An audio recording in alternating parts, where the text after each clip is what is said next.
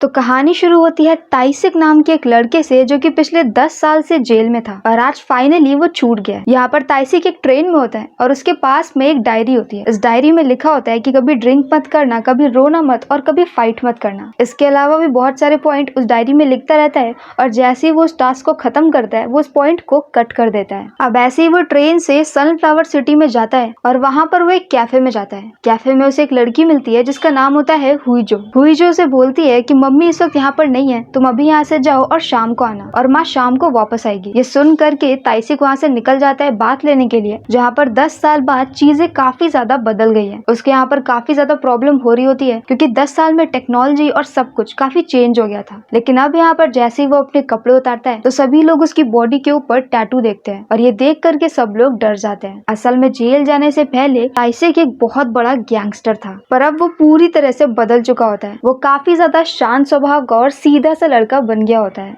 अब next scene में यहाँ पर ताइसिक अपने दोस्त से मिलने के लिए जाता है जिसका नाम होता है ली। ली भी एक गुंडा होता है और जैसे कि ताइसिक बदल गया है वैसे ही ली बदल नहीं पाया होता, वो अभी भी एक गैंगस्टर ही होता है। वो यहाँ पर ताइसिक को देख करके पहले शॉक्ड होता है और फिर डर जाता है, पर ताइसिक उसे कुछ भी नहीं बोलता है और बस उससे मिल करके वापस चला जाता है। अब ताइसिक यहाँ पर रात में कैफे में जाता है जहाँ पर जैसे ही उसकी माँ उसे देखती है तो बहुत ही प्यार से उसका स्वागत करती है और अब यहाँ पर ताइसिक उससे सॉरी बोलता है और इसके बाद वो सभी लोग डिनर करते हैं। यूजी यहाँ पर ताइसिक को बिल्कुल भी पसंद नहीं करती है और ऐसे ही जब वो उसे उसका कमरा दिखाने के लिए जा रही होती है तो ये बोलती है कि मुझे नहीं पता कि तुम यहाँ पर कैसे उसका भाई बन करके आ गए। मतलब कि ताइसिक रियल में उसका भाई नहीं होता है, लेकिन उसकी माँ ने कैसे उसे अपना बेटा मान लिया ये बात ह्यूजू को पता नहीं होती है और यही रीजन होता है कि ताइसिक उसका रियल भाई नहीं है, इसलिए ह्यूजू उससे बात नहीं करना चाहती। अब नेक्स्ट मॉर्निंग ह्यूजू उसे घर की कीज देती है और टॉयलेट साफ करने के लिए बोल देती है। वो कहती है कि वो उसे अपना भाई नहीं मानती, इसलिए दोनों लोगों को काम करना पड़ेगा। इसके बाद सीन शिफ्ट होता है चो की तरफ। चो अब एक बहुत बड़ा गैंगस्टर है और वो यहाँ पर एक बहुत बड़ा मॉल बनवाना चाहता है। उसके मॉल के रास्ते में काफी सारी छोटी छोटी शॉप्स आ रही होती है तो एक एक करके सारी शॉप्स को खरीद रहा होता है। उसने सारे खेत भी खरीद लिए होते हैं और इन्हीं में से एक शॉप होती है ताइसिक की माँ का कैफे। वो ताइसिक की माँ के कैफे को भी खरीदना चाहता है लेकिन वो उसे बेचना नहीं चाहती और चो यहाँ पर हर किसी को ये बोल करके सबकी शॉप्स खरीद रहा होता है कि जब वो लोग मॉल ओपन करेंगे तो सबको वहाँ पर एक एक शॉप दे दी जाएगी और उनका बिजनेस भी काफी ज्यादा बढ़ जाएगा, पर असल में सब कुछ झूठ होता है। अब नेक्स्ट सीन में यहाँ पर ताइसिक पुलिस स्टेशन में जाता है जहाँ पर उसे हर मंथ आकर के फॉर्म फिल करना होता है कि अभी तक यहाँ पर उसने कोई भी गलत काम नहीं किया और वो सही से रह रहा है, क्योंकि अगर वो एक भी क्राइम करता है तो उसे तुरंत ही उठा करके जेल में डाल दिया जाएगा। यहीं पर उसे उसका पुराना बैचमेट मिलता है। स्कूल के दिनों में ताइसिक ने इस लड़के को बहुत बुरी तरह से मारा होता है और अब 10 साल बाद वो लड़का एक कॉप बन गया है और वो ताइसिक को पसंद नहीं करता है। वो यहाँ पर ताइसिक से ये बोलता है कि उसकी पूरी नजर ताइसिक के ऊपर रहेगी और जैसे ही ताइसिक कोई गलती करेगा वो उसे तुरंत ही अरेस्ट कर लेगा। ताइसिक उसे बोलता है कि अब वो बदल चुका है, सब कुछ छोड़ चुका है और अब वो कोई भी क्राइम नहीं करेगा। अब नेक्स्ट सीन में यहाँ पर ताइसिक डॉक्टर के पास में जाता है। वो यहाँ पर डॉक्टर को ये बोलता है कि उसे अपनी बॉडी में से सारे टैटूज को हटाना है। ये टैटू उसके पुराने क्राइम की निशानियां होते हैं। सभी लोग उसके टैटू से उसे पहचान जाते हैं और अब जबकि वो बदल चुका है तो वह सारे टैटूज को हटाना चाहता है और डॉक्टर भी इसके लिए मान जाते हैं। अब यहाँ पर चो की टीम में जितने भी क्रिमिनल्स होते हैं ये सभी लोग कभी ताइसिक के आदमी थे और उसी के साथ में रहते थे, पर अब ये सब लोग चो के साइड में होते हैं। वो यहाँ पर जानते हैं कि ताइसिक की माँ तो कोई और है। वो समझ नहीं पाते कि वो कैफे वाली लेडी के साथ कैसे रह रहा है। तो इन्हीं में से एक आदमी का नाम होता है किम। किम यहाँ पर ये पता करने की कोशिश करने लगता है कि ताइसिक का उस कैफे वाली लेडी से क्या रिलेशन है। अब नेक्स्ट सीन में यहाँ पर ताइसिक छत पे खड़े होकर सिगरेट पी रहा होता है कि तभी वहाँ पर ह्यूजो आती है। ह्यूजो को सिगरेट की स्मेल बिल्कुल भी पसंद नहीं होती है तो ताइसिक अपनी सिगरेट को तुरंत ही क्विट कर देता है। यहाँ पर ह्यूजो के चेहरे के ऊपर चोट लगी होती है। ताइसिक पूछता है कि क्या हुआ है तो ह्यूजो इस बात को बात बना करके छोड़ देती है। वो उसे कोई भी सच नहीं बताती है। अब यहाँ पर ताइसिक को एक जॉब करनी होती है तो वो यहाँ पर एक गैरेज में जॉब कर लेता है और जब यहाँ पर कॉप्स आते हैं तो ये देखते हैं कि कभी एक वक्त का बहुत बड़ा गैंगस्टर आज गैरेज में काम कर रहा है। और अब यहाँ पर 2 कॉप होते हैं। एक कॉप तो वो होता है जो कि 10 साल से यहीं पर रह रहा है और दूसरा एक नया कॉप होता है। तो वो पुराना कॉप नए कॉप को ताइसिक की स्टोरी सुनाता है। वो बताता है कि 10 साल पहले ताइसिक एक बहुत बड़ा गैंगस्टर था और वो हर किसी को पीने के बाद बहुत बुरी तरह से मारता था। वो जितना ज्यादा नशे में होता था उतनी ही ज्यादा बुरी तरह से सबको पीटता था। उसका पावर यहाँ पर इतना ज्यादा बढ़ गया होता है कि वो इस पूरी सिटी को टेक ओवर करने वाला होता है। लेकिन तभी एक दिन कुछ लोग उसके ऊपर अटैक करते हैं।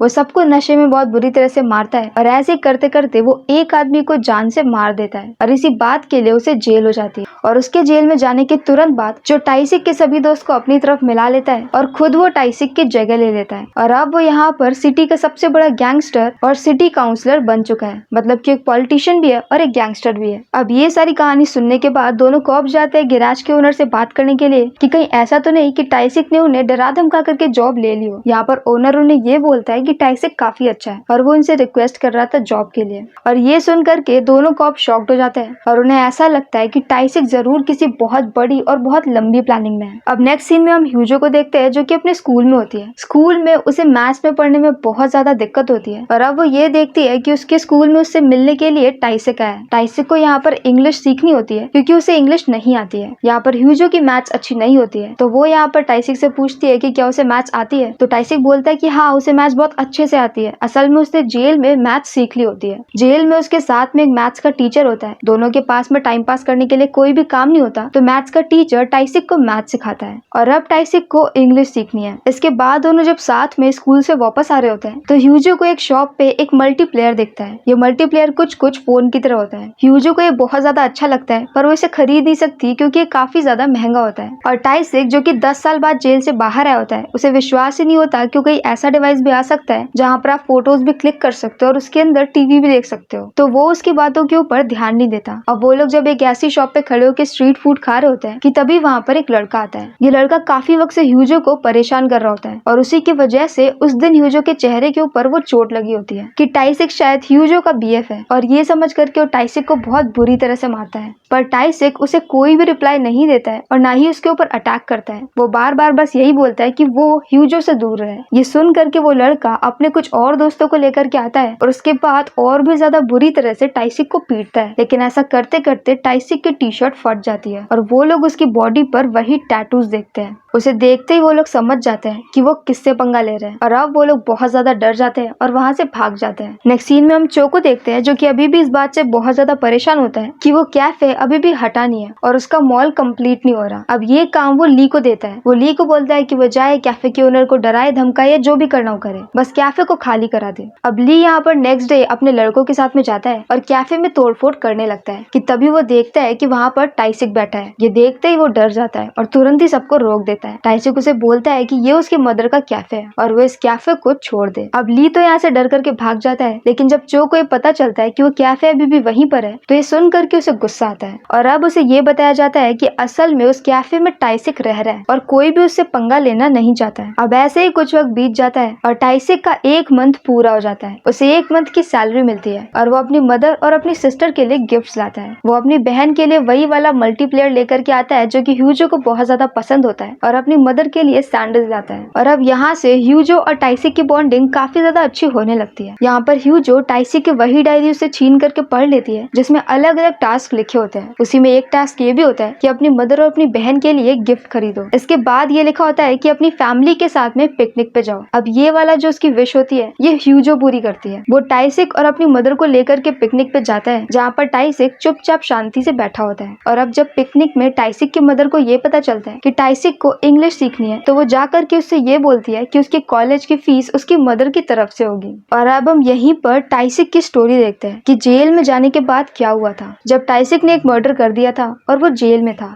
तब उससे मिलने के लिए ह्यूजो की माँ थी। ह्यूजो की माँ का एक बेटा था। वो बेटा चो के लिए काम करता था और वही गया था टाइसिक से लड़ने के लिए और नशे में टाइसिक ने उसी को मार दिया था और उसी के मर्डर के केस में वो जेल में होता है। ह्यूजो की माँ उससे ये पूछती है कि उसे कैसा लग रहा है उसके बेटे को मारने के बाद। ये सुन करके टाइसिक को बहुत ज्यादा पछतावा होता है और वो बहुत बुरी तरह से रोता है। उसे इतना ज्यादा रोते हुए देख करके ह्यूजो की माँ समझ जाती है कि उसने जो भी किया वो नशे में किया, जानबूझ करके नहीं किया और उसे बहुत ज्यादा रिग्रेट फील हो रहा है। अब ये देख करके वो उसे एक डायरी देती है। उस डायरी के ऊपर लिखती है कि कभी रोना मत, कभी ड्रिंक मत करना और कभी फाइट मत करना। और यही डायरी 10 साल बाद भी आज भी टाइसिक के पास में है और वो इन 3 चीजों को हमेशा फॉलो करता है। इसके बाद पूरे 10 साल जब भी वो जेल में था हर कुछ मंथ में ह्यूजो की माँ उससे मिलने के लिए आती रहती है। वो यहाँ पर नोटिस कर रही होती है लास्ट 10 ईयर से कि टाइसिक लगातार चेंज हो रहा है और इसीलिए जब 10 साल बाद वो रिलीज होता है तो वो उसे अपना बेटा मान लेती है। पर ये सारी बातें ह्यूजो को पता नहीं होती है। अब नेक्स्ट सीन में यहाँ पर एक और आदमी जिसका नाम होता है डॉक्टर, वो टाइसिक से मिलने के लिए आता है। ये भी चो के लिए काम करता है और टाइसिक ने एक बार उसको इतनी बुरी तरह से मारा था कि इसका पैर खराब हो गया था। पर अब क्योंकि टाइसिक बदल चुका है तो डॉक्टर उसे ये बताता है कि असल में चो उसकी माँ को परेशान कर रहा है उस कैफे के लिए। ये सारी बातें अभी तक टाइसिक को पता नहीं होती है क्योंकि उसकी माँ ने उसे बताया नहीं होता। उन्हें पता होता है अगर उन्हें बता दिया कि चो उन्हें परेशान कर रहा है तो वो जा करके चो को पीट देगा और 10 साल से जो उसने अपने आप को रोक करके रखा हुआ है वो एक ही दिन में खत्म हो जाएगा। अब टाइसिक यहाँ पर ये सारी बातें सुन लेता है, उसे सब कुछ पता चल जाता है, पर वो अपनी माँ से कुछ भी पूछता नहीं है क्योंकि वो उसे सामने से कुछ बताती नहीं है। इसके बाद वो जाता है अपने टैटूज को रिमूव कराने के लिए, जहाँ पर ह्यूजो उसके साथ में जाती है। अब ह्यूजो उसे ये बोलती है कि वो दोनों कॉलेज साथ में जाएंगे और अब वो अपनी डायरी पे एक नया टास्क लिख देता है कि वो ह्यूजो के साथ में कॉलेज जाएगा। अब इसके बाद नेक्स्ट सीन में हम ली को देखते हैं। ली एक बार फिर से कैफे में जाता है, पर वो ये देख के उस वक्त जाता है जब वहाँ पर टाइसिक ना हो। अब ली जाता है दोबारा से टाइसिक की माँ के कैफे में और वो जा करके उन्हें मारता है और उस कैफे का सारा सामान तोड़ फोड़ देता है। जब ये सारी बातें ह्यूजो देखती है तो वो तुरंत ही जाती है गैरेज में और टाइसिक को बुला करके लेकर आती है। जब तक टाइसिक आता है तब तक ली और उसकी टीम जा चुकी होती है। अब टाइसिक को बहुत गुस्सा आता है और वो जाता है ली से बात करने के लिए। वो यहाँ पर ली को मारता नहीं है बल्कि ये बोलता है कि उसे चो से बात करनी है क्योंकि उसका बॉस चो होता है। वो चो के पास जाता है और उससे ये बोलता है कि वो उसकी फैमिली को छोड़ दे और उस कैफे को भी छोड़ दे। इसके अलावा वो क्या करता है इस बात से टाइसिक को कोई मतलब नहीं है। पर अब चो जो कि पावर के घमंड में होता है उसे इस बात से कोई भी फर्क नहीं पड़ता है और वो नेक्स्ट डे अपने आदमियों से टाइसिक को पिटवा देता है। कुछ वक्त बाद ह्यूजो को परेशान करने वाला वही लड़का कैफे में आता है और चिल्ला चिल्ला करके ह्यूजो के सामने ऐसा बोल देता है कि तुम्हारी माँ ने उसी आदमी को अपने घर पे रखा हुआ है जिसने तुम्हारे भाई को मार दिया था। ये सारी बातें ह्यूजो को पता नहीं होती है तो ये सुनकर के उसे बहुत ज्यादा बुरा लगता है और गुस्सा आता है और टाइसिक छत पे चला जाता है। अब यहाँ पर ह्यूजो की माँ उसे समझाती है कि जब वो उससे मिलने गई थी तब वो काफी ज्यादा रिग्रेट फील कर रहा था और लोगों से कई बार ऐसी चीजें हो जाती है जो वो करना नहीं चाहता है। ह्यूजो को भी समझ में आ जाता है और वो टाइसिक से बात करने के लिए जाती है। वो यहाँ पर टाइसिक को मना रही होती है पर टाइसिक ये बोलता है कि वो अब छोड़ करके सब कुछ चला जाएगा और वो हमेशा अपनी माँ का ख्याल रखे। टाइसिक के मन में हमेशा इस बात का बहुत ज्यादा गिल्ट रहता है कि उसने ह्यूजो के भाई को मार दिया है और अब वो उसी फैमिली के साथ रह रहा है और उसे अपनी फैमिली मान रहा है। पर अब यहाँ पर ह्यूजो ये बोलती है कि उसका भाई उतना भी अच्छा नहीं था। जब भी उसको टाइम मिलता था वो उसकी माँ को बहुत मारता था पैसों के लिए, तो अच्छा ही हुआ कि उसने उसके भाई को मार दिया और अब वो भी उसे अपना भाई मान चुकी है तो अब उसे रुक जाना चाहिए। और अब ये सारी बातें सुन करके टाइसिक भी रुक जाता है। अब नेक्स्ट सीन में यहाँ पर टाइसिक की माँ चो से मिलने के लिए जाती है और उसे अपने मरे हुए बेटे की डायरी दिखाती है। जैसे उसने एक डायरी टाइसिक को दी होती है वैसे उसने एक डायरी अपने रियल बेटे को भी दी होती है। उस बेटे ने उसमें लिख दिया होता है कि चो ने एक प्लान बनाया है कि वो जा करके टाइसिक से फाइट करे और दोनों में से जो भी जिंदा बच जाएगा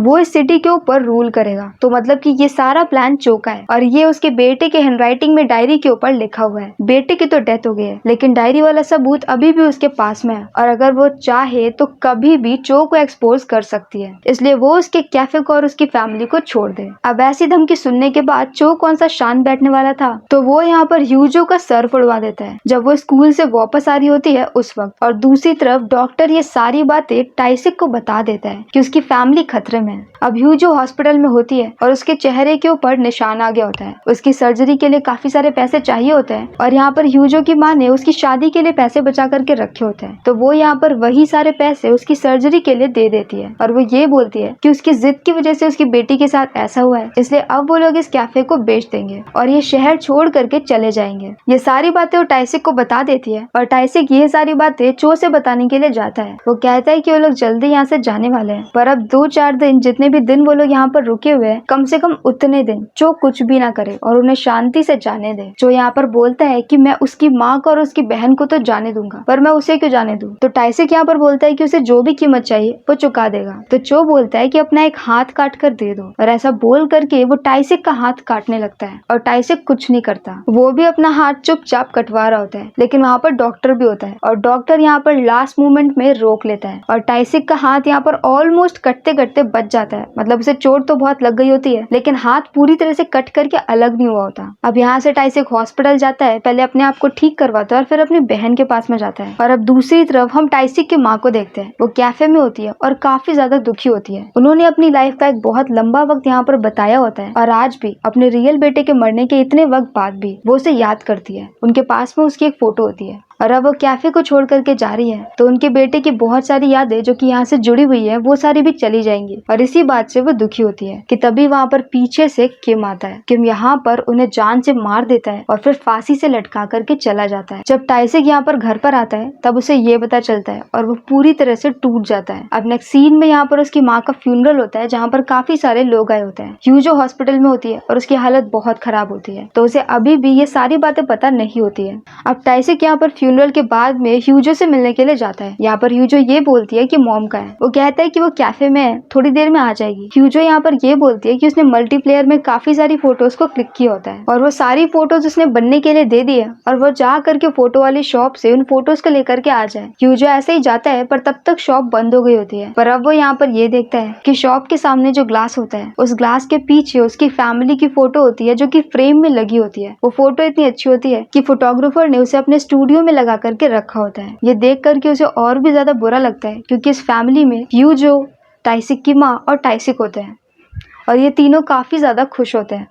और अब वो यहाँ पर बहुत बुरी तरह से रोता है और इसके बाद वो बहुत ज्यादा ड्रिंक करता है। मतलब उसने जो 3 रूल अपने डायरी में लिखे होते हैं उसमें से 2 को तो उसने तोड़ दिया होता है और वो इसके बाद जाता है चो के पास में। दूसरी तरफ चो ने यहाँ पर एक बहुत बड़ी ग्रैंड पार्टी रखी होती है क्योंकि फाइनली उन्हें कैफे मिल गया है और उन्होंने कैफे को तोड़ भी दिया है। जब यहाँ पर टाइसिक की माँ का फ्यूनरल चल रहा था उस वक्त वो उसके कैफे को तोड़ रहे होते हैं। टाइसिक को ये बात पता भी होती है पर वो कुछ नहीं करता और अब यहाँ पर वो चो की पार्टी में आ चुका है। वो चो से ये बोलता है कि उसने उसका कुछ भी नहीं बिगाड़ा था, उसके बाद भी उसने उसकी माँ को मार दिया और उसकी बहन के ऊपर भी अटैक किया। और इसके बाद वो डॉक्टर को बोलता है कि डॉक्टर ने उसकी काफी हेल्प करी है तो वो यहाँ से जा सकता है और बाकी बचे हुए हर एक इंसान को वो मार देगा। यहाँ पर वो किम की तरफ को देखता है। किम शॉक्ड हो जाता है कि उसे कैसे पता चल गया कि उसकी माँ को उसी ने मारा है। असल में यहाँ पर टाइसिक को उसकी माँ के पास में किम की एक रिंग मिल जाती है और अब वो यहाँ पर जो बड़ा सा डोर होता है उसके ऊपर बियर डालता है और आग लगा देता है। वो ऐसा इसलिए करता है ताकि कोई भी उस जगह से बाहर ना निकल पाए और सबको जान से मार देता है। आज भी वो 10 साल पुराना वही वाला गैंगस्टर होता है जिसकी फाइटिंग स्किल्स कमाल की होती है और एंड में आकर के वो चो को भी मार देता है और अब तक उसने सबको पीटते पीटते पूरे मॉल में आग लगा दी होती है और अब वो वहीं पर चुपचाप बैठ जाता है। वो जिंदा होता है, वो चाहे तो बच करके निकल सकता है पर अब वो पूरी तरह से टूट गया है। वो वहीं पर ही बैठा रहता है और उसी आग में जल करके मर जाता है। यहाँ पर ह्यूजो को उसने छोड़ दिया होता है लेकिन उसने ह्यूजो की टीचर जो कि कभी टाइसिक की अच्छी दोस्त थी उसने उससे बोला होता है कि वो ह्यूजो का हमेशा ख्याल रखे और उसने ह्यूजो को अपनी सारी सेविंग्स दे दी होती है। और अब इसी के साथ सीन काफी वक्त बाद में शिफ्ट होता है जहाँ पर हम ह्यूजो को देखते हैं जो कि अब पढ़ने में काफी अच्छी है और वो यूनिवर्सिटी में रिसर्च कर रही है और उसके पास अभी भी अपनी फैमिली की फोटोज है और वो यहाँ पर ये बोलती है कि वो टाइसिक को पसंद करती थी। और इसी के साथ ये मूवी यहीं पर खत्म हो जाती है। इस मूवी का नाम है सनफ्लावर जो कि 2006 में रिलीज हुई थी और इसकी IMDb रेटिंग है 7.2 आउट ऑफ 10। अगर आपको हमारा एक्सप्लेन पसंद आया हो तो प्लीज हमारी वीडियो को लाइक करें, शेयर करें और हमारे चैनल को सब्सक्राइब करें। तो मिलते हैं नेक्स्ट वीडियो के साथ। Bye bye.